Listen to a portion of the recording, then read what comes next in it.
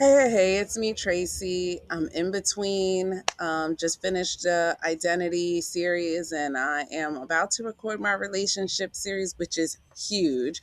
But it's the top of 2026, and we have just finished the first quarter, the first 90 days of 2026. So I wanted to stop here and talk about something that falls in between identity and relationships, and that's the identity drift.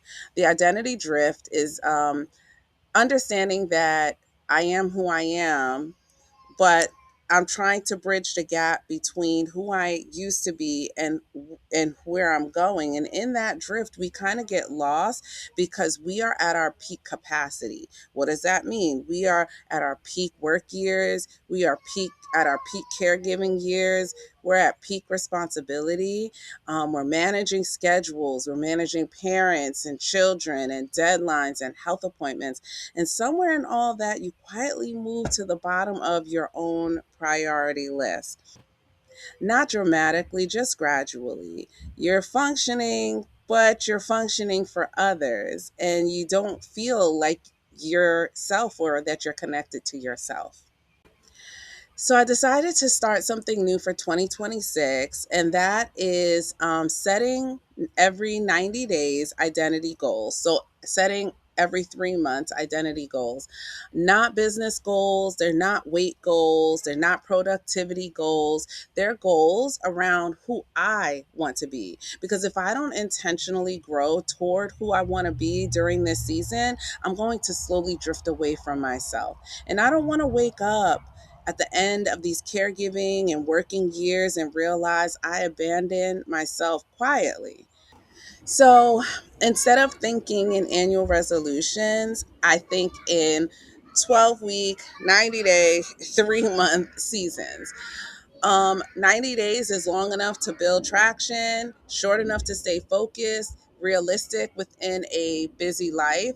And at the start of each 90 days or at the start of the third month, I sit down and have a meeting with myself. Like, do you go to work and only check in with your coworkers or check in with your supervisor about goals once a year? 9 times out of 10, I hope not. If you run your own business, like I run my own business, do I check in with myself only once a year? Oh, no way. I would never reach my goals because I wouldn't have any, right? I have one goal a year. What is that, right? So it's the same thing. At the start of each 90-day period, I sit down and ask myself, who do I want to be 90 days from now? So 3 months from now, who do I want to be? It's March 1st. So by July 1st, who do I want to be? Not what do I want to achieve, who do I want to be? And then I choose 1 to 3 identity centered goals around that and no more.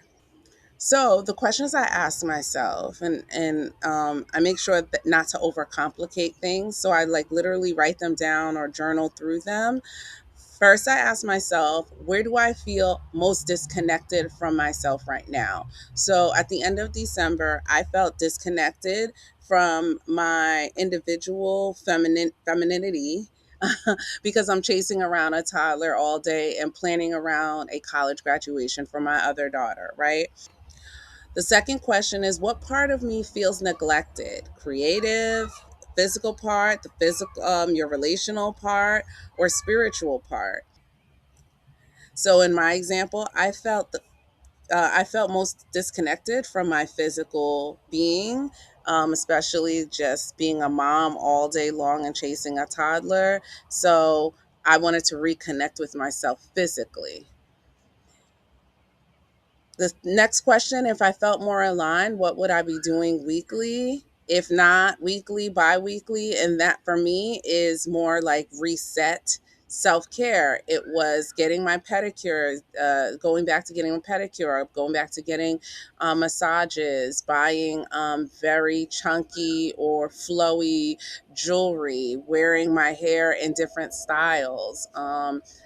And intentionally moving, not just chasing toddler around, but like intentionally getting out and moving my body in very intentional ways to help get my energy flowing. The next question I ask, what have I been postponing until things calm down? So we tend to put off for tomorrow what we can do today. And it's not that it's an excuse, it's just that everybody's asking for us to do something. So I need to ask myself, what am I putting off because of that? And the last question I asked myself, what feels quietly important but never urgent?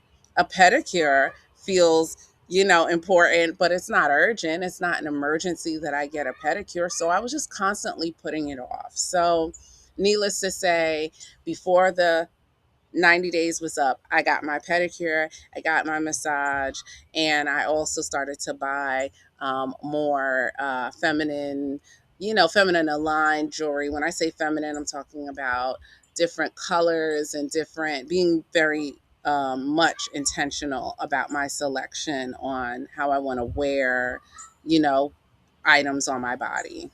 From there, I create goals that sound like this. I want to be someone who protects one evening a week for quiet. I want to be someone who has a slow Saturday morning every single week.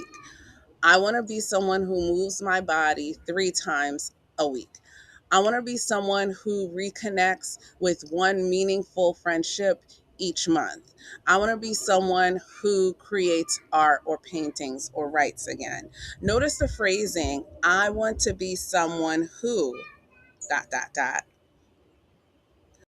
Identity first and then behavior second. The next thing to make sure that's incorporated in this is that it must be time bound, because caregiving and high responsibility seasons will fill every ounce of your open space. So I treat these goals like appointments. I literally ask what day, what time, how often, and what needs to shift so this can exist. So I was taking appointments on Saturday mornings. I stopped taking appointments on Saturday mornings, moved them to the weekday because I need that slot for an appointment. That appointment is with myself. If it's not scheduled, then 9 times out of 10, if you're high achieving or you're caregiving, then 9 times out of 10 that's not going to happen. And this is the part that changed everything for me. I started treating identity alignment similar to all of those appointments, like I talked about, like a physical or annual exam, or like a mammogram, or anything that's really important. Why? Because we don't skip annual exams. We don't skip mammograms. We don't skip dental cleanings.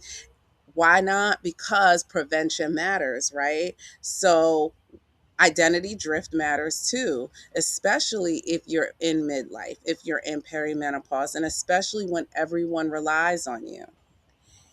This is essential because if we don't intentionally recalibrate, your resentment is going to start to build. You're going to start noticing that in your mood shifts and how you are relating and dealing with others. Disconnection is going to start to grow, not just with yourself, but also with others. We become more efficient, but emotionally flat. And you'll notice that again in your moods. And we lose the thread of who we are. So, how can I expect others to treat me a certain way if I don't know who I am or what is it that I'm trying to do with myself?